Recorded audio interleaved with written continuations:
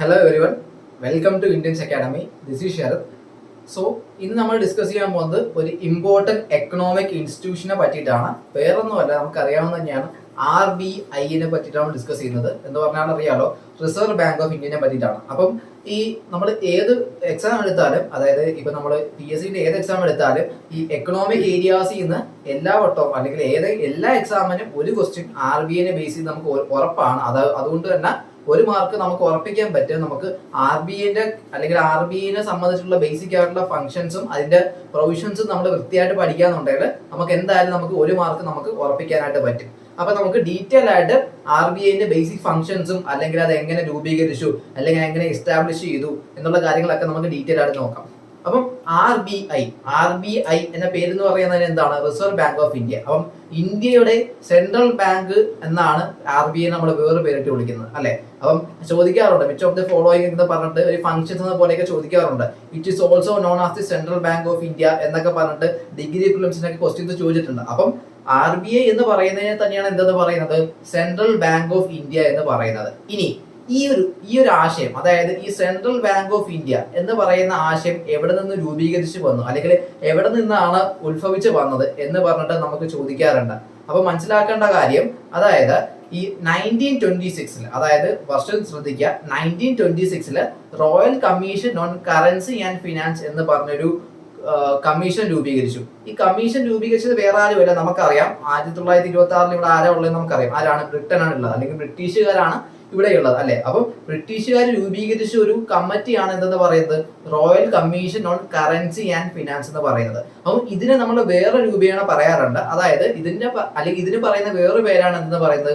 Hilton young commission എന്ന് പറയും. അപ്പൊ രണ്ടുപേരും ചോദിക്കാം, അല്ലെങ്കിൽ ഈ RBI എന്ന് പറയുന്ന ആശയം ഏത് കമ്മിറ്റിയുടെ റെക്കമെൻഡേഷൻസ് മൂലമാണ് അല്ലെങ്കിൽ ഏത് കമ്മീഷന്റെ റെക്കമെൻഡേഷൻ മൂലമാണ് വന്നത് നമ്മൾ ചോദിക്കാം. അപ്പം ഏത് വേണമെങ്കിലും ചോദിക്കാം. അപ്പൊ രണ്ട് ചോദിച്ചാലേ നമുക്ക് ഉത്തരം എഴുതാനായിട്ട് പറ്റണം. അതായത് ഒന്നാമത്തെ എന്ന് പറയുന്നത് ഹിൽട്ടൺ യങ് കമ്മീഷൻ എന്ന് പറയാറുണ്ട്, അല്ലെങ്കിൽ വേറെ പേരെന്താണ്? Royal commission on currency and finance എന്ന് പറയാറുണ്ട്. അപ്പം ഇത് രണ്ടും അല്ലെങ്കിൽ രണ്ടും ഒന്ന് തന്നെയാണ്. അപ്പം ഇതും രണ്ട് രൂപീകരിക്കുന്നത് അല്ലെങ്കിൽ ഈ കമ്മീഷൻ രൂപീകരിക്കുന്നത് എപ്പോഴാണ്? 1926 അപ്പം അറിയാം കമ്മീഷന്റെ പ്രധാന ജോലി എന്താണ് അല്ലെങ്കിൽ ഫംഗ്ഷൻ എന്താണ്?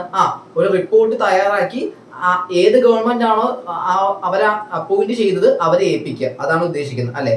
അപ്പം അവരും അത് തന്നെ ചെയ്തത്. 1926 അവരെ അപ്പോയിന്റ് ചെയ്തു, അല്ലെങ്കിൽ ഹിൽട്ടൺ യങ് കമ്മീഷൻ എന്ന് പറയുന്ന ഒരു കമ്മിറ്റീനെ അപ്പോയിന്റ് ചെയ്തു, അല്ലെങ്കിൽ കമ്മീഷൻ അപ്പോയിന്റ് ചെയ്തു. അവർ ബ്രിട്ടൻ ഗവൺമെന്റിന് ഒരു എന്താ പറയുക റിപ്പോർട്ട് നൽകി. അവർ കൊടുത്ത റിപ്പോർട്ട് പറയുന്നത് ഇങ്ങനെയാണ്, അതായത്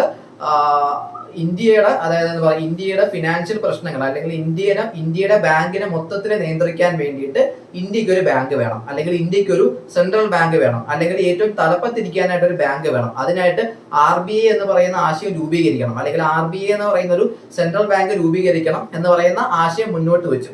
അപ്പൊ തുടക്കത്തിൽ മുന്നോട്ട് വെച്ചപ്പോഴത്തേക്കും സത്യം പറഞ്ഞു കഴിഞ്ഞാൽ ബ്രിട്ടനോ അല്ലെങ്കിൽ ബ്രിട്ടീഷുകാർക്ക് വലിയ താല്പര്യം ഇല്ലായിരുന്നു ഈ പറയുന്ന റിസർവ് ബാങ്ക് ഓഫ് ഇന്ത്യ എന്ന് പറയുന്ന ആശയം, അല്ലെങ്കിൽ ഇന്ത്യൻസിന് വേണ്ടിയിട്ട് അല്ലെങ്കിൽ ഇന്ത്യയിൽ ഒരു RBI എന്ന് പറയുന്ന ഒരു സ്ഥാപനം സ്റ്റാർട്ട് ചെയ്യാനായിട്ട് ഇനിഷ്യലി അവർക്ക് വലിയ താല്പര്യമില്ലായിരുന്നു. പിന്നീട് അവർക്ക് അതിലേക്ക് പ്രഷർ ആയത് അല്ലെങ്കിൽ അത് തുടങ്ങാനുള്ള പ്രേരണ ഉണ്ടായത് പറഞ്ഞാൽ 1929 റിസഷൻ സംഭവിക്കുന്നത്, അല്ലെങ്കിൽ സാമ്പത്തിക മാന്ദ്യം സംഭവിക്കുന്നത് എപ്പോഴാണ്? 1929 അതായത് 1926 എന്ത് വരുന്നത്? ഹിൽട്ടൺ യങ് കമ്മീഷൻ വരുന്നത്, അല്ലെ? അതിനുശേഷം എന്ത് വരുന്നുണ്ട്? 1929 എന്ത് സംഭവിക്കുന്നത്? സാമ്പത്തിക മാന്ദ്യം വരുന്നത്. അപ്പൊ നമുക്കറിയാം ആ ഒരു സമയത്ത് ഭൂരിഭാഗം ഇന്ത്യൻ ബാങ്ക്സിന്റെ കൺട്രോൾ ആരുടെ കയ്യിൽ തന്നെയാണ്? ബ്രിട്ടന്റെ കയ്യിൽ തന്നെയാണ്. അപ്പം സത്യം പറഞ്ഞു കഴിഞ്ഞാൽ അപ്പം ഈ ഒരു ബാങ്ക് രൂപീകരിക്കാനുള്ള ആശയം ഇന്ത്യൻസിന്റെ സാമ്പത്തികം അല്ലെങ്കിൽ ഇന്ത്യൻസിന്റെ ഫിനാൻഷ്യലി ഉയർത്തുക എന്നുള്ള ആശയത്തിന് വേണ്ടിയിട്ടല്ല ബ്രിട്ടൻ ഇത് അംഗീകരിച്ചത്. നേരെ മറിച്ച് എന്തിനു വേണ്ടിയിട്ടാണ്? കാര്യം മോസ്റ്റ് ഓഫ് ദി ബാങ്ക്സും എന്ത് തന്നെയാണ്? ആരെ റെഗുലേറ്റ് ചെയ്യുന്നത്? ബ്രിട്ടൻ ആണ്, അല്ലെങ്കിൽ ബ്രിട്ടീഷേഴ്സ് ആണ് റെഗുലേറ്റ് ചെയ്യുന്നത്. സോ അതിന്റെ ഭാഗമായിട്ട് അവർ ഇത് തീരുമാനിച്ചു, ഓക്കെ ഈ ഹിൽട്ടൺ യങ് കമ്മീഷൻ മുന്നോട്ട് വെച്ച ഈ ഒരു RBI എന്ന് പറയുന്ന ആശയം, അല്ലെങ്കിൽ സെൻട്രൽ ബാങ്ക് എന്താ പറയുക എസ്റ്റാബ്ലിഷ് ചെയ്യണം എന്ന് പറയുന്ന ആശയം അക്സെപ്റ്റ് ചെയ്യാമെന്ന് ആര് തീരുമാനിച്ചു? ബ്രിട്ടീഷുകാർ തീരുമാനിച്ചു. സോ അതിന്റെ ഭാഗമായിട്ട് RBI ആക്ട് 1934 പാസ്സാക്കി, അല്ലെ? നമുക്കറിയാം ആക്ടുകൾ എപ്പോഴും പാർലമെന്റിലാണ് പാസ്സാക്കുന്നത്, അല്ലെ? അപ്പൊ ആക്ടുകൾ കൊണ്ടുവന്നെങ്കിലേ അതുമായിട്ട് ബന്ധപ്പെട്ട കാര്യങ്ങൾ ഇവിടെ നടപ്പിലാക്കാൻ പറ്റത്തുള്ളൂ, അല്ലെ? അപ്പം RBI ആക്ട് 1934 എന്ത് ചെയ്തു? പാസ്സാക്കി. ഇനി RBI ആക്ട് 1934 കീഴില് 1935 ഏപ്രിൽ 1 എന്ത് സ്റ്റാർട്ട് ചെയ്തു? RBI സ്റ്റാർട്ട് ചെയ്തു. അതായത് ആദ്യമേ RBI ആക്ട് 1934 കൊണ്ടുവന്നു. അതിന്റെ കീഴിൽ 1935 ഏപ്രിൽ 1 എന്ത് ചെയ്തു, RBI എന്ന് പറഞ്ഞിട്ട് നമ്മൾ എസ്റ്റാബ്ലിഷ് ചെയ്തു. ഓക്കെ, അപ്പം ഇത്രയാണ് RBI അല്ലെങ്കിൽ RBI എസ്റ്റാബ്ലിഷ് ചെയ്തു എന്ന രീതി. അതായത് ഒന്നാമത്തെ കാര്യം നമ്മൾ മനസ്സിലാക്കേണ്ടത് എന്താണ്, അതായത് ഹിൽട്ടൺ യങ് കമ്മീഷൻ എന്ന് പറയുന്ന ആശയത്തിന്റെ കീഴിൽ കൊണ്ടുവന്നു. പിന്നീട് 1929 സാമ്പത്തിക മാന്ദ്യം സംഭവിക്കുന്നുണ്ട്. പിന്നെ അതിനുശേഷം RBI ആക്ട് 1934 കീഴിൽ നമ്മൾ RBI എന്ന് പറയുന്ന ആശയം അല്ലെങ്കിൽ സെൻട്രൽ ബാങ്ക് ഓഫ് ഇന്ത്യ എന്ന് പറയുന്ന ആശയം നമ്മൾ തുടങ്ങി വെക്കുകയാണ് അല്ലെ. ഇത്രയാണ് RBIയുടെ ഓർഗനൈസേഷൻസ് അല്ലെങ്കിൽ അതിന്റെ രൂപീകരണം സംബന്ധിച്ച് അതുമായിട്ട് റിലേറ്റ് ചെയ്ത് നമുക്ക് നോക്കാനുള്ളത്. അപ്പം ഈ ഏരിയാസിൽ നിന്നൊക്കെ ഓൾറെഡി ക്വസ്റ്റ്യൻസ് ചോദിച്ചിട്ടുണ്ട്. സ്റ്റേറ്റ്മെന്റ് രൂപേണയും അല്ലെങ്കിൽ ഒബ്ജക്റ്റീവ് എന്ന രീതിയും ഒക്കെ ക്വസ്റ്റ്യൻസ് ചോദിച്ചിട്ടുണ്ട്. അപ്പൊ നന്നായിട്ട് ഇത്രയും പോയിന്റ്സിൽ ഒരു ക്ലാരിറ്റി ഉണ്ടായിരിക്കണം, വ്യക്തത വേണം. ഇനി നമുക്ക് നോക്കാനുള്ളത് മാനേജ്മെന്റ് ഓഫ് RBI ആണ്, അല്ലെങ്കിൽ എങ്ങനെയാണ് RBI മാനേജ് ചെയ്യുന്നത്. അപ്പം ഇതിന് ഒരു ബോർഡ് ഓഫ് കുറച്ച് സെറ്റ് ഓഫ് ഡയറക്ടേഴ്സ് ഉണ്ട്. അതായത് മൊത്തം 21 അംഗങ്ങളാണ് ഈ ഒരു സെറ്റ് ഓഫ് ഡയറക്ടേഴ്സ് ഉള്ളത്. അപ്പം ഈ ഒരു 21 അംഗത്തില് 5 പേര് ഒഫീഷ്യൽ അംഗങ്ങൾ, അതായത് ഔദ്യോഗിക അംഗങ്ങളും ബാക്കി 16 പേര് നോൺ ഒഫീഷ്യൽ അംഗങ്ങളുമാണ്. അതായത് സ്റ്റേറ്റ്മെന്റ് വേണമെങ്കിൽ അവർക്ക് ക്വസ്റ്റ്യൻ, ഇപ്പം ഈ ഒരു എക്കണോമി എന്നൊരു ക്വസ്റ്റ്യൻ കുറച്ച് ഡിഫിക്കൽട്ട് ആയിട്ട് ചോദിക്കണമെന്നുണ്ടെങ്കിൽ ഈ പറയുന്ന ഞാനിപ്പോൾ പറഞ്ഞ ഈ ഒരു പോയിന്റ് വേണമെങ്കിൽ അവർക്ക് സ്റ്റേറ്റ്മെന്റ്സിന് ആഡ് ചെയ്യാനായിട്ട് പറ്റും. അതായത് എത്ര ഒഫീഷ്യൽ മെമ്പേഴ്സ് RBIന്റെ ഡയറക്ടേഴ്സ് ഇതിലുണ്ട്, അല്ലെങ്കിൽ എത്ര നോൺ ഒഫീഷ്യൽ മെമ്പേഴ്സ് ഉണ്ടെന്ന് നമ്മൾ ചോദിക്കാം. അപ്പം മൊത്തം RBIയുടെ മാനേജ്മെന്റിന്റെ കീഴിൽ മൊത്തം 21 ആൾക്കാരാണ് ഉള്ളത്. അതിൽ 15 ആൾക്കാരെന്ന് പറയുന്നത് നോൺ ഒഫീഷ്യലും 5 ആൾക്കാരെന്ന് പറയുന്നത് എന്താണ്, ഒഫീഷ്യൽ മെമ്പേഴ്സും ആണ്. ഇനി ആരൊക്കെയാണ് ഈ 5 ഒഫീഷ്യൽ മെമ്പേഴ്സ് എന്നുള്ളത് നമുക്ക് ആദ്യം നോക്കാം. ഈ 5 ഒഫീഷ്യൽ മെമ്പേഴ്സിൽ ഒരാളെ നമുക്കറിയാം, ആരാണ്, RBI ഗവർണർ. അപ്പം RBI ഗവർണറിനെ പറ്റിയിട്ട് പറയുമ്പോൾ നമുക്ക് ഇപ്പോഴത്തെ കറണ്ട് ഗവർണറിനെ കുറിച്ച് കൂടെ അറിയണം. അത് ആരാണ്, ശക്തികാന്ത് ദാസ് ആണ്. അതായത് ഇന്ത്യയുടെ 25ാമത്തെ ഗവർണർ എന്ന് പറയുന്നത് ശക്തികാന്ത് ദാസ് ആണ്. അപ്പം ശക്തികാന്ത് ദാസ് എന്ന് പറയുന്നത് എന്തിന്റെ കീഴിൽ വരുന്നതാണ്, 5 അംഗ, അത് 5 അംഗ ഔദ്യോഗിക മെമ്പേഴ്സിന്റെ കാറ്റഗറിയിലാണ് ആര് വരുന്നത്, ഇപ്പോഴത്തെ റീസെന്റ് ആയിട്ടുള്ള 25ാം RBI ഗവർണറായ ശക്തികാന്ത് ദാസ് വരുന്നത്. പിന്നെ നമ്മൾ ഓൾറെഡി പറഞ്ഞു 5 ഒഫീഷ്യൽ മെമ്പേഴ്സ് ആണ് ഉള്ളത് അല്ലെ. ഈ 5 ഒഫീഷ്യൽ മെമ്പേഴ്സിൽ ഒരാൾ ഗവർണറാണ്, ബാക്കി 4 പേരായിരിക്കും, ബാക്കി 4 പേര് ഡെപ്യൂട്ടി ഗവർണറാണ്. അപ്പം അത് ക്ലിയർ ആയല്ലോ. അതായത് മൊത്തം 5 ഒഫീഷ്യൽ മെമ്പേഴ്സ് ആണ് ഉള്ളത്. അതിൽ ഒരാള് RBI ഗവർണറും ബാക്കി 4 പേരും എന്താണ്, ഡെപ്യൂട്ടി ഗവർണറുമാണ് അല്ലെ. ഇനി നമ്മൾ മറ്റേ സൈഡിലേക്ക് പോയ, അതായത് നമ്മൾ 16 നോൺ ഒഫീഷ്യൽ മെമ്പേഴ്സ് ഉണ്ടെന്ന് പറഞ്ഞു അല്ലെ. ഈ 16 നോൺ ഒഫീഷ്യൽ മെമ്പേഴ്സ് നോക്കുകയാണെങ്കിൽ ഇതിൽ 4 ആൾക്കാർ, അതായത് ഇതിൽ 4 ആൾക്കാർ എന്ന് പറഞ്ഞു കഴിഞ്ഞാല് ഒരു ഡയറക്ടേഴ്സ്, അതായത് ഈ RBIക്ക് 4 ലോക്കൽ ബോർഡ്സുകൾ ഉണ്ട്. അതായത് ഞാൻ പറയാം, ചെന്നൈ, മുംബൈ, ഡൽഹി, കൊൽക്കത്ത, ഈ 4 സ്ഥലത്തും 4 ലോക്കൽ ബോർഡ്സുകൾ ഉണ്ട്. ഈ 4 ലോക്കൽ ബോർഡ്സിലും ഓരോ ഡയറക്ടേഴ്സ് വെച്ചിട്ട് അപ്പോയിന്റ് ചെയ്തിട്ടുണ്ട്. അപ്പൊ ഇവരെല്ലാരും ഏത് കാറ്റഗറിയിലാണ് വരുന്നത്, നോൺ ഒഫീഷ്യൽ കാറ്റഗറിയിലാണ്, അല്ലെങ്കിൽ നോൺ ഒഫീഷ്യൽ മെമ്പേഴ്സ് ആയിട്ടാണ് അവർ വരുന്നത്. അപ്പൊ 4 പേരാണ് ഉള്ളത്.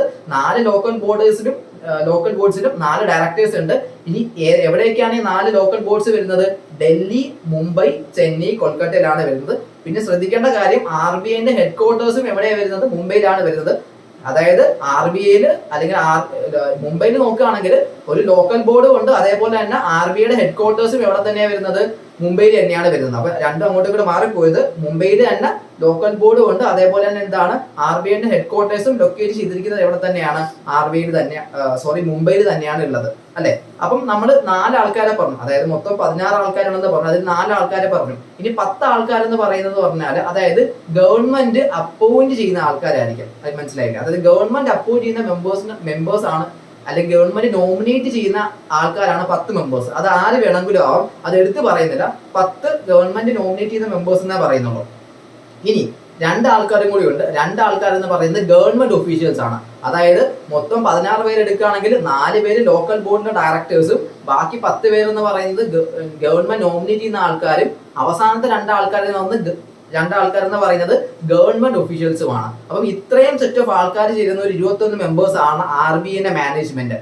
മാനേജ്മെന്റ് എന്ന് പറഞ്ഞാൽ മൊത്തം കാര്യങ്ങൾ നോക്കുക. അത് നമ്മൾ ഡീറ്റെയിൽ ആയിട്ട് RBIയുടെ ഫംഗ്ഷൻസ് പഠിക്കുമ്പോൾ നമ്മൾ നോക്കും. അതായത് എന്തൊക്കെയാണ് RBI മാനേജ് ചെയ്യുന്നത്, ആ കാര്യങ്ങളൊക്കെ നോക്കുമ്പോൾ നമ്മൾ ഡീറ്റെയിൽ ആയിട്ട് നോക്കും. അപ്പം ഇത്രയാണ് RBIന്റെ മാനേജ്മെന്റുമായിട്ട് റിലേറ്റ് ചെയ്യുന്നത്. അപ്പൊ നമ്മൾ ഒന്നാമത് പറഞ്ഞത് RBIന്റെ ഓർഗനൈസേഷൻസിനെ പറ്റിയിട്ട് പറഞ്ഞു, ഹിൽട്ടൺ യങ് കമ്മീഷൻ. പിന്നെ RBI ആക്ട് 1934 പറഞ്ഞു. പിന്നെ ഇപ്പം എന്താ പറഞ്ഞത്, RBIന്റെ ഒരു മാനേജ്മെന്റ് പറഞ്ഞു മൊത്തം എത്ര സെറ്റ് ഓഫ് ഡയറക്ടേഴ്സ് ഉണ്ട്, അല്ലെങ്കിൽ എത്ര മെമ്പേഴ്സ് ഉണ്ട്, അല്ലെങ്കിൽ പറഞ്ഞു എത്ര 21 മെമ്പേഴ്സ് ഉണ്ടെന്ന് പറഞ്ഞു. ഇത്രയും കാര്യങ്ങളാണ് നമ്മൾ RBIയുടെ ഓർഗനൈസേഷൻസ് നോക്കി. മീൻസ് RBI എങ്ങനെയാണ് രൂപീകരിച്ചത്, പിന്നെ അതിന്റെ മാനേജ്മെന്റിൽ ആരൊക്കെയുണ്ട്, RBI ഗവർണർ ഏത് കാറ്റഗറിയിൽ വരുന്നുണ്ട്, ആ കാര്യങ്ങളൊക്കെ നമ്മൾ നോക്കി. ഇനി നമുക്ക് നോക്കാനുള്ളത് RBIന്റെ ഫംഗ്ഷൻസിനെ പറ്റിയിട്ടാണ്. അതായത് എന്തൊക്കെയാണ് അതിന്റെ ബേസിക് ഫംഗ്ഷൻസ് എന്ന് നോക്കണം.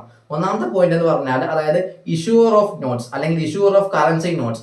അതായത് ഈ കറൻസി നോട്ടുകൾ പ്രിന്റ് ചെയ്യുന്ന ആരാണ്, RBI ആണ്. അത് നമുക്ക് എല്ലാവർക്കും അറിയാവുന്ന ഫാക്ട് ആണ്. ഇനി അതിൽ കീഴിൽ വരുന്ന ഒരു എക്സെപ്ഷൻ എന്ന് പറഞ്ഞാൽ അതായത് ₹1 നോട്ടും അതേപോലെ കോയിൻസുകളും പ്രിന്റ് ചെയ്യുന്ന ആരല്ല, അത് RBI അല്ല ചെയ്യുന്നത്. അത് ആരാ ചെയ്യുന്നത്, മിനിസ്ട്രി ഓഫ് ഫിനാൻസ് ആണ്. അപ്പൊ അങ്ങനെ തന്നെ നമ്മളെ തെറ്റിക്കാൻ വേണ്ടിയിട്ട് ചോദിക്കാം. അതായത് ₹1 നോട്ടും അല്ലെങ്കിൽ ഈ കോയിൻസുകളും പ്രിന്റ് ചെയ്യുന്നത് RBI ആണോ എന്ന് പറഞ്ഞിട്ട് സ്റ്റേറ്റ്മെന്റ് ചോദിക്കാം. അല്ല, ₹1 നോട്ടും അതേപോലെ തന്നെ എന്താ പറയാ നമ്മളുടെ കോയിൻസുകളും പ്രിന്റ് ചെയ്യുന്നത് മിനിസ്ട്രി ഓഫ് ഫിനാൻസ് ആണ്. അത് ഓർമ്മ വേണം. അപ്പൊ അങ്ങനെ തന്നെ ചോദിക്കും. അപ്പൊ നമുക്ക് RBIയുടെ ഫംഗ്ഷൻസിന്റെ കീഴിൽ പഠിക്കേണ്ട ഫസ്റ്റ് പോയിന്റ് എന്ന് പറയുന്നത് എന്താണ്, ഇഷ്യൂർ ഓഫ് കറൻസി നോട്ട്സ് എന്ന് പറഞ്ഞ് ചോദിച്ചാൽ ശരിയാണ്. പക്ഷെ അതല്ലാണ്ട് ഈ പറയുന്ന ₹1 നോട്ടോ കോയിൻസുകളോ RBI പ്രിന്റ് ചെയ്യുന്നു എന്ന് പറഞ്ഞിട്ടൊരു പ്രസ്താവന അല്ലെങ്കിൽ ഒരു സ്റ്റേറ്റ്മെന്റ് ചോദിക്കുകയാണെങ്കിൽ എന്താണ്, അത് തെറ്റാണ്. അപ്പം അതിലൊരു വ്യക്തത വേണം. അതാണ് ഫസ്റ്റ് പോയിന്റ് അല്ലെങ്കിൽ ഫസ്റ്റ് ഫംഗ്ഷൻ എന്ന് പറയുന്നത് അതാണ്.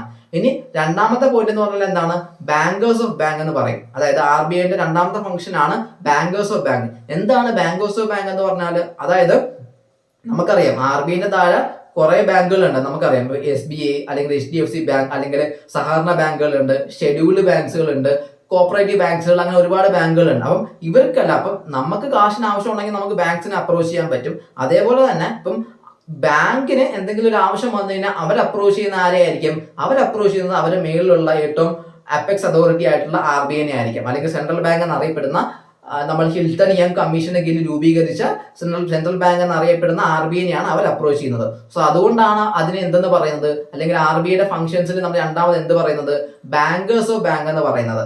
അതായത് അവർ അപ്രോച്ച് ചെയ്യുന്നത് RBIനെയാണ്. അതുകൊണ്ട് തന്നെ ബാങ്കേഴ്സ് ഓഫ് ബാങ്ക് എന്ന് പറയുന്നത്. ഇനി മൂന്നാമത്തെ പോയിന്റ് അല്ലെങ്കിൽ മൂന്നാമത്തെ ഫംഗ്ഷൻ എന്ന് പറയുന്നത് എന്താണ്, ലെൻഡേഴ്സ് ഓഫ് ലാസ്റ്റ് റിസോർട്ട്. അതായത് എന്താണ് ലെൻഡേഴ്സ് ഓഫ് ലാസ്റ്റ് റിസോർട്ട് എന്ന് പറഞ്ഞാൽ, അതായത് ഇപ്പം ഏതെങ്കിലും ഒരു ബാങ്ക് ഇപ്പൊ ഒരു സാമ്പത്തികമായിട്ട് എന്തെങ്കിലും പ്രശ്നങ്ങൾ നേരിടുകയാണെങ്കിൽ അവർക്ക് ഒരു എന്താ പറയുക ഒരു സഹായമായിട്ട് അല്ലെങ്കിൽ അവരെ സപ്പോർട്ട് ചെയ്യാൻ വേണ്ടിയിട്ട് എപ്പോഴും RBI വരാറുണ്ട്. അപ്പൊ അവർക്ക് കാശ് കടം കൊടുക്കുകയോ അല്ലെങ്കിൽ അവരുടെ ബാങ്കിന് നിലനിൽപ്പിന് എന്തെങ്കിലും പ്രശ്നങ്ങൾ ഉണ്ടാവുകയാണെങ്കിലോ അവരെ സപ്പോർട്ട് ചെയ്യാൻ വേണ്ടിയിട്ടൊക്കെ എന്താ പറയുക അവർക്ക് കാശുകൾ കടം കൊടുക്കുകയോ അല്ലെങ്കിൽ ഡെവലപ്മെന്റൽ ആക്ടിവിറ്റീസിന് വേണ്ടിയിട്ട് അവരെ സപ്പോർട്ട് ചെയ്യുകയോ അങ്ങനെ പല കാര്യങ്ങളും RBI ചെയ്യാറുണ്ട്. അപ്പം ഏത് ബാങ്കിലും ആണെങ്കിലും, അതായത് നമ്മളിപ്പം ഞാൻ നേരത്തെ പറഞ്ഞ പോലെ ഇപ്പൊ ഷെഡ്യൂൾഡ് ബാങ്ക്സോ കോപ്പറേറ്റീവ് ബാങ്ക്സോ ഏത് ബാങ്ക്സിനാണെങ്കിലും RBI അങ്ങനെ ഒരു ലെൻഡർ ഓഫ് ലാസ്റ്റ് റിസോർട്ട് എന്ന് പറഞ്ഞിട്ട് എന്ത് ചെയ്യാറുണ്ട്, ആക്ട് ചെയ്യാറുണ്ട്. ലെൻഡർ ഓഫ് ലാസ്റ്റ് റിസോർട്ട് എന്ന് പറഞ്ഞാൽ അവരുടെ ഒരു അവസാന പ്രതീക്ഷ ബാങ്കുകളിൽ. അതായത് ഇപ്പൊ ഒരു പെട്ടെന്ന് ഒരു സാമ്പത്തികമായിട്ട് എന്തെങ്കിലും പ്രതിസന്ധി ഒരു ബാങ്ക് നേരിടുവാണെങ്കിൽ അവർക്ക് അവസാനമായിട്ട് അപ്രോച്ച് ചെയ്യാൻ പറ്റുന്ന ഒരു ബാങ്കായിട്ട് എന്തിനെ പറയാം, ഒരു സെൻട്രൽ ബാങ്കായിട്ട് എന്തിനെ പറയാൻ പറ്റും, RBIനെ പറയാൻ പറ്റും. സോ അതുകൊണ്ടാണ് എന്തെന്ന് പറയുന്നത്, ലെൻഡർ ഓഫ് ലാസ്റ്റ് റിസോർട്ട് എന്ന് പറയുന്നത്, അല്ലെ. ഇനി നാലാമത്തെ ഫംഗ്ഷൻ എന്ന് പറഞ്ഞു കഴിഞ്ഞാൽ bankers to the government. Bankers to the government എന്ന് പറഞ്ഞു കഴിഞ്ഞാൽ അതായത് നമ്മൾ പറഞ്ഞു ബാങ്കിന്റെ കാര്യങ്ങൾ റെഗുലേറ്റ് ചെയ്യുന്നുണ്ട്, അതേപോലെ തന്നെ എന്ത് ചെയ്യുന്നുണ്ട്, സെൻട്രൽ ഗവൺമെന്റിന്റെയും, അതായത് ഇവിടെ ഗവൺമെന്റ് എന്ന വേർഡ് കൊണ്ട് ഉദ്ദേശിക്കുന്നത് അവിടെ ആരുണ്ട്, സംസ്ഥാന സർക്കാരും ഉണ്ട്, അതേപോലെ തന്നെ കേന്ദ്ര സർക്കാരും ഉണ്ട്. വിച്ച് മീൻസ് ബോത്ത് സെൻട്രൽ ഗവൺമെന്റിന്റെയും സ്റ്റേറ്റ് ഗവൺമെന്റിന്റെ കാര്യങ്ങളും ആര് റെഗുലേറ്റ് ചെയ്യുന്നുണ്ട്, RBI റെഗുലേറ്റ് ചെയ്യുന്നുണ്ട്. സോ അതുകൊണ്ട് തന്നെ നമ്മൾ എന്തെന്ന് പറയുന്നുണ്ട്, RBI എന്ന് പറയുന്നത് എന്തെന്ന് പറയുന്നുണ്ട്, ബാങ്കേഴ്സ് ടു ദ ബാങ്ക് എന്ന് പറയുന്നതിന്റെ കൂട്ടത്തിൽ തന്നെ എന്തെന്ന് പറയുന്നുണ്ട്, ബാങ്കേഴ്സ് ടു ദ ഗവൺമെന്റ് എന്ന് പറയുന്നുണ്ട്, അല്ലെ. അപ്പൊ നമ്മൾ 4 പോയിന്റാ പറഞ്ഞത്. ഒന്ന് ഇഷ്യൂർ ഓഫ് കറൻസി നോട്ട്സ് എന്ന് പറഞ്ഞു, പിന്നെ ബാങ്കേഴ്സ് ടു ദ ബാങ്ക് എന്ന് പറഞ്ഞു, അതേപോലെ തന്നെ ബാങ്കേഴ്സ് ടു ദ ഗവൺമെന്റ് എന്ന് പറഞ്ഞു, പിന്നെ എന്താ പറഞ്ഞ lender of the last resort എന്ന് പറഞ്ഞു, അല്ലെ. അപ്പൊ ഈ 4 പോയിന്റ്സുകൾ ഇമ്പോർട്ടന്റ് ആണ്. അപ്പൊ ഇതിനെ ബേസ് ചെയ്തിട്ട് സ്റ്റേറ്റ്മെന്റ്സുകൾ ചോദിക്കാറുണ്ട്. പിന്നെ എന്താ പറയാ, ഇതിന് പുറമെ എന്താ പറയാ കൺട്രോളർ ഓഫ് മണി സപ്ലൈ അല്ലെങ്കിൽ മോണിറ്ററി പോളിസി എന്ന് പറയുന്ന സാധനം ഒരു ടോപ്പിക് നമ്മൾ പഠിക്കും. അതായത് കൺട്രോളർ ഓഫ് മണി സപ്ലൈ എന്ന് പറഞ്ഞാൽ നമ്മുടെ രാജ്യത്ത് എന്തുമാത്രം പണം ഒഴുകണം, അല്ലെങ്കിൽ മീൻസ് പെട്ടെന്ന് ഒരു സാമ്പത്തിക മാന്ദ്യം വന്നു കഴിഞ്ഞാൽ എവിടെയൊക്കെ കാശിന് ആവശ്യം ഉണ്ടെങ്കിൽ അവിടെ എങ്ങനെ അത് അലോട്ട് ചെയ്യണം, ഇങ്ങനത്തെ കാര്യങ്ങളൊക്കെ റെഗുലേറ്റ് ചെയ്യുന്ന ആരാണ്, RBI ആണ്. അതായത് RBI ഡയറക്റ്റ് വന്നാണ് റെഗുലേറ്റ് ചെയ്യുന്നത്. എങ്ങനെ ചെയ്യുന്നത്, പല ബാങ്ക്സുകൾ വഴിയാണ് റെഗുലേറ്റ് ചെയ്യുന്നത്, അല്ലെ. നമ്മളിപ്പോ നോക്കിയാൽ മതി, ഇപ്പൊ ചില സമയത്ത് ഇപ്പം പണം എന്താ പറയാ, ഇപ്പം ഇൻഫ്ലേഷൻ പോലുള്ള പണപ്പെരുപ്പം ഉള്ള സമയത്തൊക്കെ ആണെങ്കിൽ RBI എന്ത് ചെയ്യും, ഭയങ്കരമായിട്ടുള്ള ഇൻട്രസ്റ്റ് റേറ്റുകൾ എന്ത് ചെയ്യുന്നുണ്ട്, ഈ ബാങ്കിന്റെ അടുത്ത് ഈടാക്കാനായിട്ട് പറയുന്നുണ്ട്. വിച്ച് മീൻസ് എന്താ പറയാ, മാക്സിമം പണപ്പെരുപ്പം കുറയ്ക്കുക, അതായത് മാർക്കറ്റിലുള്ള കാശ് കുറയ്ക്കാൻ വേണ്ടിയിട്ട് ഇങ്ങനെ എന്താ പറയാ പലിശ നിരക്ക് കുറയ്ക്കുകയോ കൂട്ടുകയോ അങ്ങനെയൊക്കെ RBI ചെയ്യാറുണ്ട്. അപ്പം ഇതൊക്കെ എന്ന് പറയുന്നത് എന്താണ്, RBI ചെയ്യുന്ന ഒരു മോണിറ്ററി പോളിസി ടൂളാണ്. അല്ലെങ്കിൽ എന്താ പറയാ മണി കൺട്രോൾ ചെയ്യുക, മണിയുടെ ഒഴുക്ക് തടയാൻ വേണ്ടി ഇങ്ങനെ RBI പല മെത്തേഡ്സുകളും യൂസ് ചെയ്യാറുണ്ട്. അപ്പം എന്താ പറയാ ഒരു കൺട്രോളർ ഓഫ് മണി സപ്ലൈ ആണ് RBI എന്ന് നമുക്ക് വേണമെങ്കിൽ പറയാൻ പറ്റും. അപ്പം അതിന്റെ ഭാഗമായിട്ടാണ് നമ്മൾ മണി മാർക്കറ്റ് പോലെയുള്ള കാര്യങ്ങൾ നമ്മൾ ഇനി പഠിക്കും. അപ്പൊ അതേപോലെയുള്ള കാര്യങ്ങൾ പഠിക്കുന്ന സമയത്ത് എങ്ങനെയാണ് RBI ആ കാര്യങ്ങൾ റെഗുലേറ്റ് ചെയ്യുന്നത് അല്ലെങ്കിൽ എങ്ങനെ തടയുന്നുണ്ട്. ഇപ്പം അതേപോലെ തന്നെ ഇപ്പം RBI ഇപ്പം ഉദാഹരണത്തിന് ഇപ്പം ഇന്ന് A എന്ന് പറയുന്ന ബാങ്കിന് 10% പലിശയ്ക്കാണ് കാശ് കൊടുക്കുന്നതെങ്കിൽ ചിലപ്പോൾ ഒരു വർഷം കഴിഞ്ഞ് കഴിഞ്ഞാൽ ആ ഒരു ബാങ്കിന് തന്നെ കൊടുക്കുന്ന കാശിന്റെ ചിലപ്പോൾ 20% പലിശ RBI ഈടാക്കും. അപ്പൊ അങ്ങനെ ഓരോ കാലഘട്ടത്തിലും മാറ്റങ്ങൾ കൊണ്ടുവരാൻ RBI ശ്രമിക്കാറുണ്ട് അല്ലെ. അപ്പം അതെല്ലാം എന്തിനു വേണ്ടി ചെയ്യുന്നത്, മാർക്കറ്റിൽ അല്ലെങ്കിൽ രാജ്യത്തുള്ള മണി സപ്ലൈ പ്രോപ്പർ ആയിട്ട് റെഗുലേറ്റ് ചെയ്യാൻ വേണ്ടിയിട്ടാണ് ഇതേപോലെയുള്ള കാര്യങ്ങൾ RBI ചെയ്യുന്നത്. അപ്പം റെഗുലേറ്റർ ഓഫ് മണി സപ്ലൈ എന്ന് വേണമെങ്കിൽ ചോദിക്കാം, അതായത് ഫംഗ്ഷൻസ് തന്നെ ചോദിക്കാം. അതായത് ഇത് തന്നിരിക്കുന്നത് ഇപ്പൊ നമുക്ക് കുറെ ഓപ്ഷൻസ് തരാം, RBI, SEBI അങ്ങനെ കുറെ ഓപ്ഷൻസ് തന്നിട്ട് ചോദിക്കാം ഈ മണി സപ്ലൈ റെഗുലേറ്റ് ചെയ്യുന്നതിൽ ഏറ്റവും പ്രൈമറി അല്ലെങ്കിൽ അൾട്ടിമേറ്റ് ഫംഗ്ഷൻസ് അല്ലെങ്കിൽ അത് ചെയ്യുന്നത് ആരെന്ന് പറഞ്ഞ് ചോദിക്കാം. അപ്പൊ അതാരായിരിക്കും ചെയ്യുന്നത്, RBI ആയിരിക്കും ചെയ്യുന്നത് അല്ലെ. അപ്പൊ ഇത്രയും ഫംഗ്ഷൻസ് ആണ് മെയിൻലി നമ്മൾ റിസർവ് ബാങ്ക് ഓഫ് ഇന്ത്യ അല്ലെങ്കിൽ RBIന്റെ കീഴിൽ നോക്കാനായിട്ടുള്ളത്. ഇനി ഇതിന്റെ കൂടെ നമ്മൾ അറിയേണ്ട 1-2 ഫാക്ട്സുകൾ ഉണ്ട്. അതായത് ജസ്റ്റ് ഇതിനു മുമ്പ് പ്രീവിയസ് ഇയർ ചോദിച്ച പോയിന്റ്സുകളാണ്. അപ്പൊ അതും കൂടി നിങ്ങൾ ജസ്റ്റ് ഒന്ന് നോട്ട് ഔട്ട് ചെയ്ത് വെച്ചേക്കുക. ഇനി റിവിഷൻ ചെയ്യുമ്പോൾ ആ പോയിന്റ്സും കൂടി നിങ്ങൾ ആഡ് ഓൺ ചെയ്യാനായിട്ട് ശ്രമിക്കുക.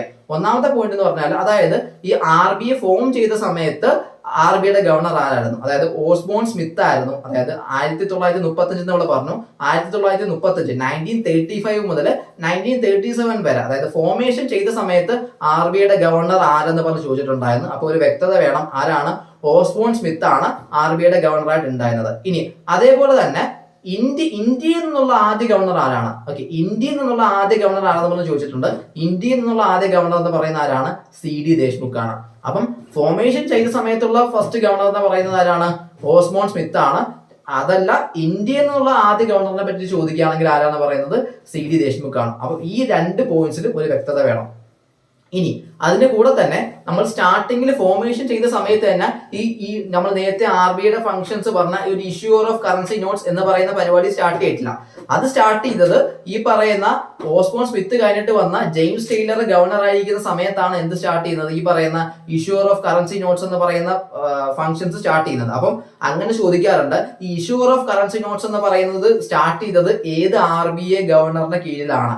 അതെന്ന് പറയുന്ന ആരുടെ കീഴിലല്ല, ഓസ്ബോൺ സ്മിത്തിന്റെ കീഴിലല്ല, നേരെ മറിച്ച് ആരുടെ കീഴിലാണ്, ജെയിംസ് ടെയ്ലർ. അതായത് 1937 മുതൽ 1943 വരെയാണ് ജെയിംസ് ടെയ്ലർ RBIയുടെ ഗവർണറായിട്ട് ഇരുന്നത്. അപ്പൊ ആ ഒരു സമയത്താണ് എന്ത് സ്റ്റാർട്ട് ചെയ്യുന്നത്, നമ്മൾ ഈ ഒരു ഇഷ്യൂർ ഓഫ് കറൻസി നോട്ട്സ് എന്ന് പറയുന്ന അല്ലെങ്കിൽ അത് സ്റ്റാർട്ട് ചെയ്തത് അല്ലെ. അപ്പം അതറിയണം, അത് സ്റ്റേറ്റ്മെന്റ് പോലെ തന്നെ ഒരു വട്ടം എക്സാമിന് ചോദിച്ചിട്ടുണ്ട്. സോ ആ ഒരു പോയിന്റ് ഭയങ്കര ഇമ്പോർട്ടന്റ് ആണ്. അപ്പൊ അതറിയണം. അപ്പൊ ഇത്രയും കാര്യങ്ങൾ ജസ്റ്റ് ഒരു RBI ഗവർണേഴ്സിന്റെ കീഴിൽ അറിയണം. പിന്നെ അതിന്റെ കൂടെ നമ്മൾ നേരത്തെ പറഞ്ഞു, അതായത് ഇപ്പോഴത്തെ കറണ്ട് RBI ഗവർണറിനെ പറ്റിയിട്ട് പറഞ്ഞു, അതാണ് ശക്തികാന്ത് ദാസ് ആണ് 25ാമത്തെ RBI ഗവർണർ ആണ് അല്ലെ. ശക്തികാന്ത് ദാസ് ആണ് 25ാമത്തെ നമ്മുടെ RBI ഗവർണർ.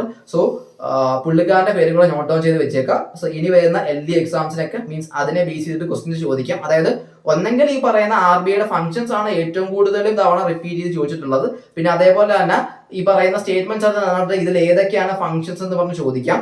പിന്നീട് RBI ഏത് ആക്ടിനെ കീഴിൽ ഫോം ചെയ്തു അതും എപ്പോഴും റിപ്പീറ്റ് ചെയ്യുന്നതാണ്. പിന്നെ റിപ്പീറ്റ് ചെയ്യുന്ന ഒരു പോയിന്റ് ആണ്, അതായത് നമ്മൾ സ്റ്റാർട്ടിങ്ങിൽ പറഞ്ഞ royal commission on currency and finance അല്ലെങ്കിൽ ഹിൽട്ടൺ ആൻഡ് കമ്മീഷൻ ഏത് കമ്മിറ്റിയുമായിട്ട് റിലേറ്റ് ചെയ്യുന്നുണ്ട്. അപ്പൊ നമ്മൾ ഇനി നെക്സ്റ്റ് ക്ലാസ്സുകളിൽ നമ്മൾ ഇതല്ലാണ്ട് വേറെയുള്ള ഇമ്പോർട്ടന്റ് എക്കണോമിക് ഇൻസ്റ്റിറ്റ്യൂഷൻസ് നമ്മൾ പഠിക്കും. അപ്പം ഓരോ എക്കണോമിക് ഇൻസ്റ്റിറ്റ്യൂഷൻസ് കൊണ്ടുവന്ന ചില കമ്മീഷൻസും കമ്മിറ്റികളും ഉണ്ട്. അപ്പം അങ്ങോട്ടും ഇങ്ങോട്ടും പഠിക്കുമ്പോൾ നമുക്ക് അങ്ങോട്ടും ഇങ്ങോട്ടും മാറിപ്പോകാൻ പാടില്ല.